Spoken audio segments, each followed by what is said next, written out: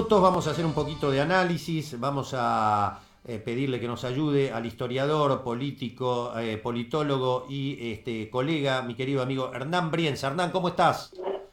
¿Qué tal, Jorge? ¿Cómo te va? Bueno, quería escucharte un poco. Antes de ir a algunos temas más de fondo, te quería preguntar lo de Massa de ayer, lo de los armados, el cierre hasta el 22 de junio. ¿Cómo ves todo ese proceso? Bueno, muy bien. Yo creo que, a ver, primero, lo más importante de lo que pasó ayer fue que River ganó la Recopa, ¿no? ¡Ah, qué grande! Así me gusta. Eso fue Eso sí que es muy lo bueno. más, lo más, lo más importante. Nos retempla. Lo seg- ¿Eh? Nos retempla. Claro, claro, uno más. Lo segundo me parece que tiene que ver con este discurso de Massa de ayer, en el cual habló de una gran oposición, ¿no? Lo cual significa que ya hay un grado de acuerdo en algún lugar para Sergio Massa. Yo todavía no sé cuál es ese lugar. Yo siempre pensé que iba a ser la provincia de Buenos Aires, pero da la impresión de que la fórmula de la provincia de Buenos Aires ya está instalada, ¿no? Claro. Habría que ver allí, ¿no? Hay que ver qué pasa en Capital, ¿no? También, cómo se arma ese espacio, ¿no? Y ahí todavía no está cerrada la fórmula y tampoco está cerrado las candidaturas. Mm. Habría que ver también cuál es el interés, no el interés político de Massa en dónde colocarse, si jugar en una paso, si jugar en el Congreso, si jugar en algún ejecutivo también, ¿no? Porque me parece que ahí es importante saber que Massa todavía tiene mucho carretel, ¿no?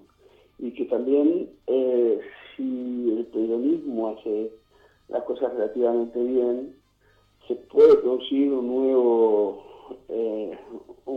ciclo hegemónico como los dos anteriores, ¿no? Me refiero al menemismo de 10 años y al kirchnerismo de 12 años, ¿no? Claro. Porque hay que ver qué pasa en estos meses. Obviamente no es lo mismo, no se puede hacer comparación histórica, pero yo te escuchaba recién hablando de las provincias, y yo recuerdo que en el 2003 el panorama político fue más o menos parecido, ¿no? Ah. Casi todas las provincias estaban en manos del panperonismo, ¿no? Claro. El radicalismo, después de la experiencia de la Rúa, había quedado devastado. Claro. Y yo creo que hay que ver estos meses. Obviamente la posición de Mauricio Macri y de los radicales es diferente a la del 2001. El 2001 había sido mucho más crítico, mucho más brutal ese desgaste en el gobierno por la crisis del 2001, pero también habría que pensar acá qué ocurre si se produce también esa hegemonía territorial del peronismo que vos marcás, donde solamente Corrientes, Buenos Aires, Capital, digamos, y Mendoza podrían quedar en manos de la Alianza Cambiemos, ¿no? Claro, claro. Porque después los gobernadores, por ejemplo, los de Neuquén o los de Río Negro son comodines, ¿no? Así es.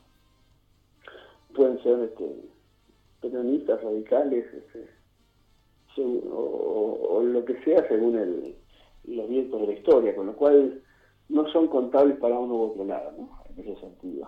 Entonces me parece que primero hay que pensar eso, ¿no? Hay que pensar si se viene otro ciclo de hegemonía peronista tan fuerte como las últimas 2 décadas o no. Tal cual, coincido Bien. plenamente. Siguiendo para culminar con lo de Massa y cavilando sobre Massa, yo pensaba, a ver si, ¿qué te parece? Complicado lo de Massa, porque indudablemente apurado por las circunstancias, los intendentes, los gobernadores, después de que el estrépito de la fórmula Fernández empezaron a ir para ese lado. Bueno, Massa, como otros, empezaron a quedar aislados prácticamente, y eso forzó hasta que Graciela Camaño se tenga que tragar el sapo y decirle, hacé lo que sea por el bien del país, y etcétera. Pero digo, Massa es joven. Si yo estuviera en el lugar de él y aposté a la monarquía, al reinado, es difícil que me baje a candidato a diputado, alguna otra cosa, como vos decías, ya ni la gobernación aparentemente, veremos, ¿no? Hasta el 22 de junio a las 0 horas puede pasar cualquier cosa, pero uno se pregunta, mucho no le queda, ¿qué le quedaría? ¿Dar la bendición a determinados candidatos de él y él volver a esperar otro turno con mejores posibilidades? O si no, ir a una paso con fórmula propia contra Fernández, Scioli, no sé si Moreno, porque mucho más no le queda, porque si no es una capiti diminuti muy fuerte para él, bajar de la pretensión de yo voy a ser presidente y terminar número 2 o número 1 un candidato a una lista de diputados, no sé, ¿cómo lo ves eso? Sí, sí, o la promesa de un buen ministerio, ¿no? Ah, correcto, una jefatura de gabinete inclusive. La Claro. jefatura de Ahí puede gabinete, ser. el Ministerio del Interior, algunos de los Claro. ministerios más fuertes que tenga el gobierno, ¿no? Me parece que ahí también hay como una promesa para él, ¿no?Í está, puede ser esa la salida, claro, puede ser. Yo igual no descarto que pueda pasar en Capital tampoco, ¿no? Sí, a ver. No sé, me parece, es solo intuición, ¿no? Pero Sí. ¿qué pasa si juega un candidato de Sergio Massa o de propio Sergio Massa en Capital, ¿no? Sí, también, es cierto. Él no sé si tiene problemas legales de domicilio, no sé, debe tener algún domicilio en Y Capital, seguramente. creo que él nació en Buenos Aires, ¿no? Claro, ahí está. Sí, tenés razón. Digo, pienso porque Axel siempre jugó por Capital y ahora es candidato a provincia. Uno podría decir, bueno, pero el capital político de Massa está Bueno, en la provincia y no en la capital. Sí, pero Scioli también siempre había jugado por capital y fue a provincia. claro, Digo, en claro. ese sentido no hay... No sé, no me hagas caso porque es solamente No, pero es interesante una porque la verdad intuición. que uno ya no tiene claro a esta altura de la Soirée cómo jugarían. Y después un tema que comentaba, que quería comentar con vos. Qué curioso algunos candidatos que hablan de que no quieren estar en la grieta, ¿no? Esa supuesta avenida del medio que quedó en medio en Bicicenda, Sí. como Urtubey y Schiaretti, y lo único que hacen es pasársela a los abrazos y a reuniones con uno de las partes de la grieta. O sea, parece que la grieta Sí, es solo de un solo lado, nada más. sí, ahí me parece que la grieta se la endilgaron al kirchnerismo como si hubieran sido los creadores. Es cierto que el kirchnerismo tiene una lógica amigo-enemigo, sobre todo en los últimos tiempos, pero el macrismo ha agrandado la grieta como nadie en estos años, ¿no? ¿Y le ha dado Hace una resultado para vos?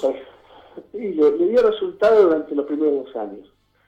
Eh, ¿Por qué digo que agrandó la grieta? Porque persiguió periodistas, persiguió políticos, generó lo que se llama una fusiladora mediático-judicial en la cual todo aquel que no opinaba como el gobierno era carpeteado, era acusado, era denunciado, era operado en los medios, digamos, ¿no? Creo que en ese sentido demostró que era mucho menos que era mucho menos democrático que el kirchnerismo en su relación con la otredad y con la oposición, ¿no? Y yo creo que eso le sirvió los primeros 2 años hasta la crisis de la ley de jubilación, ¿no? Que creo que ahí el macrismo mostró su verdadero rostro, mostró lo que realmente venía a hacer. Hasta el 2017 manejó todavía la pesada herencia con habilidad, me refiero en este sentido que no tuvo que hacer ajustes brutales, sino hasta algún tipo de reequilibrios como las tarifas y mantuvo el dólar más o menos a un precio aceptable.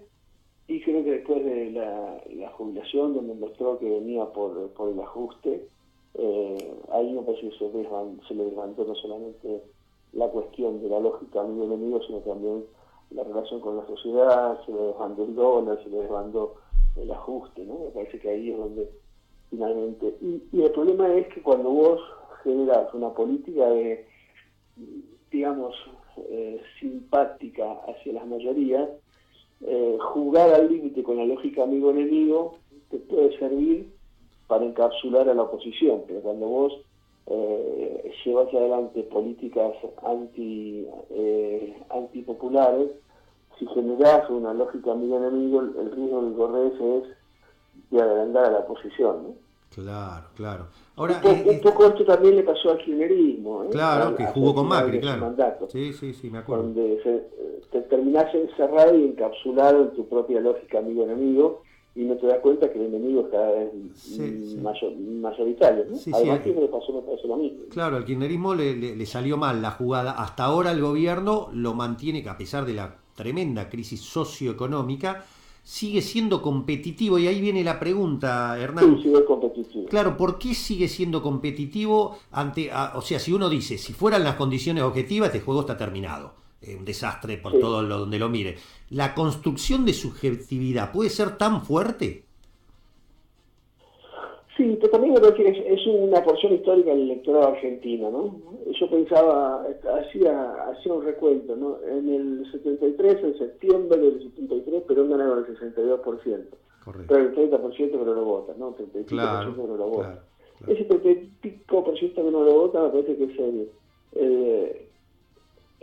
en ese caso fue el menor porcentaje de voto antiperonista que se consiguió, pero me parece que ese es el núcleo duro que nunca va a votar el peronismo, ¿no? Y que va a votar cualquier otra opción menos el peronismo. Y que en algunos casos es una subjetividad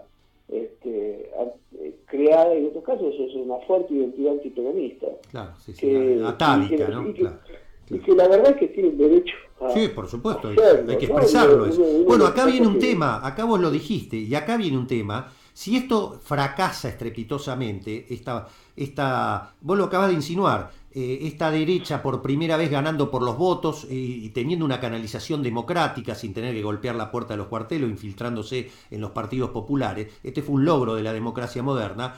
¿Qué pasa Es si esto verdad. fracasa de nuevo? La gente dice, no, esto de los empresarios, de esta derecha empresaria, nunca más. Y vuelve a haber una hegemonía, vuelve a ver cómo se reconstituye todo el mapeo. ¿Cómo lo estás viendo eso? Y yo creo que va a ser difícil pensar en la dominancia del peronismo si fracasa el macrismo, ¿no? Porque me parece que el peronismo queda en un lugar de dominancia muy fuerte. Claro, claro. Por supuesto, los ciclos se terminan, ¿no? Y siempre se surge algo nuevo. A mí lo que me pareció, ¿dónde me parece que falló el macrismo? Falló el macrismo en los deseos imaginarios de constituir una derecha moderna y democrática. Ahí es donde falló. En los sueños imaginarios de esta derecha que podía pivotear y ser fuerte y al mismo tiempo democrática y moderna. Porque finalmente el macrismo se convirtió en la vieja derecha argentina ajustadora, un tanto autoritaria con lo otro, sin posibilidad de tolerar a que piensa distinto, ¿no? Y me parece que ese fue el gran fracaso. Lo que no significa que en un nuevo ciclo pueda construirse una derecha así, ¿no? Y creo que fracasó en volver al Fondo Monetario Internacional, porque finalmente demostró que la derecha en la Argentina solo sabe tomar deuda, que no sabe gobernar, solo sabe tomar deuda. Y Interesante. creo que ese es el gran desafío de la derecha argentina, ¿no? Generar un gobierno que sea tolerante, un gobierno que pueda ir hacia el lugar de un capitalismo más, de un desarrollismo un poco más democrático, Claro. con una acumulación de capital un poquito más pausada y no tan brutal, y Claro. que no endeude al país como lo hace siempre, ¿no? Como lo hizo con el menemismo, con De la Rúa, con Macri, con la dictadura militar, ¿no? El gran problema de la derecha argentina es que destroza la economía Claro, ahí está, muy bien. con la deuda No, externa. no hay tutía, la destroza La directamente. destroza, Claro. sí. Después de pedir 150.000 millones de dólares, ¿cómo Claro, gobernamos claro. eso? Después de quintuplicar la deuda externa como hizo la dictadura militar. Después de triplicar o cuatriplicar la deuda externa como hicieron Menem y De la Rúa. Y fíjate que no Claro. me preocupa tanto la camiseta partidaria como un tipo No, de política, está ¿no? claro, está Digamos, claro. a mí, si sos peronista, radical, socialista, Totalmente de acuerdo. pachista, si llevas adelante políticas extremadamente liberales o neoliberales, o Terminás ni así, siquiera sé si terminás así. son, tampoco sé si son neoliberales, ¿no? Sí, sí, sí, sí, sí. Terminás generando un cuello de botella donde la economía estalla por culpa de la deuda externa, ¿no? Claro, claro. Y aparte, y ahí hay un tema de fondo, ya se nos termina el programa, eso da para otra vez que charlemos más tranquilo. El tema de la creación de lo que antes se llamaba la burguesía nacional, ¿no? Se nota que, no, incluso hasta el estilo paulista, si querés, industrial Sí, exportadora, pero por lo menos con un, claro, aunque sean industriales malos con los pobres.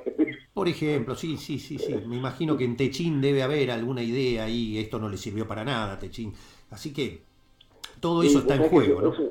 es un problema porque la burguesía nacional, la burguesía argentina, como quieras llamarla, el industrialismo argentino otra vez se equivocó, ¿no? Tal cual, tal cual. Lo Otra pagó vez caro, ¿eh? Lo jugó pagó en caro. contra de Perón en el 55, jugó a favor de la dictadura en el 76, jugó a favor del menemismo en los 90, volvió a jugar en contra de un proyecto desarrollista popular como fue el kirchnerismo, y otra vez jugó en contra, otra vez se pegó un tiro en los pies. Así es, totalmente de acuerdo. Porque, como vos muy bien decís, por derecho o por izquierda, vos podés discutir un modelo de desarrollo. Después podemos meterle en el medio salarios altos, salarios bajos, de redistribución de qué tipo.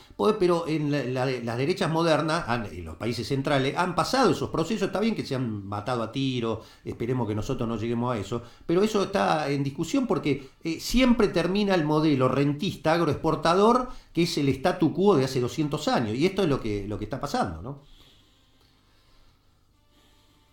Se desmayó. Lo que dije fue demasiado fuerte. A ver si lo completamos. Que me quedaron. Estoy hablando con mi querido amigo Hernán Brienza, el politólogo, historiador. A ver si concluimos el diálogo. Por lo menos quiero dejarle un título para la próxima charla, porque hay un tema que me viene dando vueltas ahí. Me viene dando vueltas que él lo maneja bien, y a ver si, Hernán, cortá porque te estamos llamando, y no hay manera de comunicarse. Este, a ver, Hernán, ¿ya está? Hernán, ¿me está Hernán? ¿Estás, Hernán? Sí, Me sí, quedé hablando solo, pero me termina el programa. Te dejo el título porque sé que este tema lo manejás bien. Para, no sé, por lo menos un título haceme ahora y después lo seguimos. Pero otro tema que para profundizar es esto del discurso del macrismo que te miente alevosamente la cara sabiendo que lo que dice es mentira y que lo hace hasta exprofeso. ¿Esto es así? ¿Lo tenés analizado?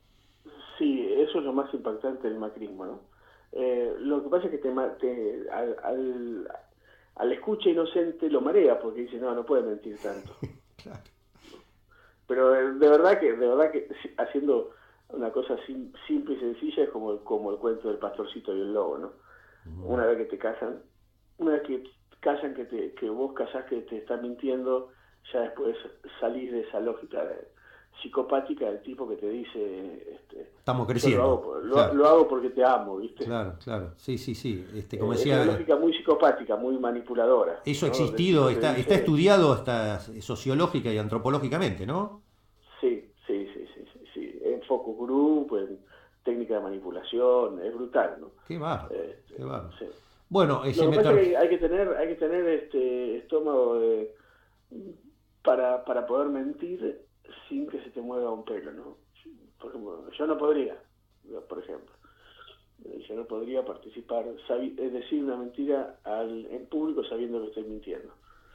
Podría equivocarme, podría estar claro, convencido de lo que digo, aún equivocado, claro, pero mentir sabiendo que estoy mintiendo tenés que tener y construir además tu verdad en función claro, de esas mentiras, ¿no? claro, claro, Porque el claro. problema no está yo no miento en todo, miento, por ejemplo, yo te digo a vos,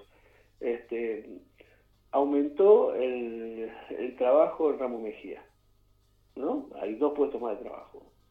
Ponele que es una mentira. Aumentó el trabajo en San Martín, también es una mentira. y te doy los datos, Claro. 16 puestos de trabajo. Y así te hago un mapa Claro. de pequeñas mentiras. Después, la conclusión que vos sacás sobre eso ya no es mentira, porque ya está sobre datos, aunque sean datos falsos, pero son datos que te permiten llegar a una conclusión de que las cosas están mejor. Claro. ¿Entendés? La Claro, cabeza sí. funciona así. Yo te tiro datos falsos y vos finalmente sacás una conclusión en función de datos falsos. Pero la conclusión que vos sacaste, la sacaste con la información que tenía, Claro. que esa información es falsa. Excelente. Sí, el silogismo, como a partir de la premisa básica fundamental, Sí, que es mentira y todo lo demás te va a dar mentira, claro. sí. Yo juego con la palabra de lo falsario, ¿no? Del discurso falsario. ¿Por qué? Porque el discurso falsario en realidad tiene un montón de premisas y un montón de datos que si fueran ciertos te llevan a una conclusión determinada. El problema es que todo ese discurso es falso, por lo tanto la conclusión es falsaria. Claro, está muy bien. Bueno, este tema me gustaría, podemos charlarlo la semana que viene, seguimos charlando de todo esto, ¿te parece? Sí, dale, vos llamame. Va a ser un gusto. Felicitaciones por el triunfo. Gracias igualmente. Gracias. Hernán Brienza, politólogo, historiador, el colega en página